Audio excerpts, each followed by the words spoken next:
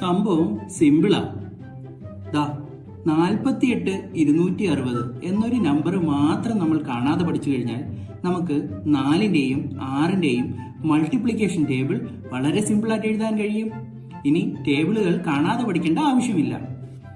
48 260 48 260. എപ്പോഴാണോ അടുത്ത സംഖ്യ തൊട്ട് മുമ്പത്തെ സംഖ്യയെക്കാളും ചെറുതാകുന്നത്, അപ്പോൾ ഇടതുവശത്തെ സംഖ്യയെക്കാളും വലിയ നമ്പർ നമ്മൾ ഇടതുവശത്ത് ആഡ് ചെയ്യുക. അപ്പോൾ ഇവിടെ 0 വരും, ഇവിടെ 1 ആയി. ഇത് 6 കഴിഞ്ഞ് 0 വന്നപ്പോൾ അടുത്ത നമ്പർ എഴുതുക. 4 0ത്തെക്കാളും വലുതാണ്, അതുകൊണ്ട് 2 തന്നെ എഴുതി. എന്നാൽ 8 കഴിഞ്ഞപ്പോഴേക്കും വീണ്ടും ചെറിയ നമ്പർ വന്നു, അതുകൊണ്ട് 2നെക്കാളും വലിയ നമ്പർ എഴുതി. ഇങ്ങനെ എഴുതി കഴിഞ്ഞാൽ നമുക്ക് 4ന്റെ ഏത് ടേബിളും വളരെ സിമ്പിളായിട്ട് തന്നെ ചെയ്യാൻ കഴിയും. ഇനി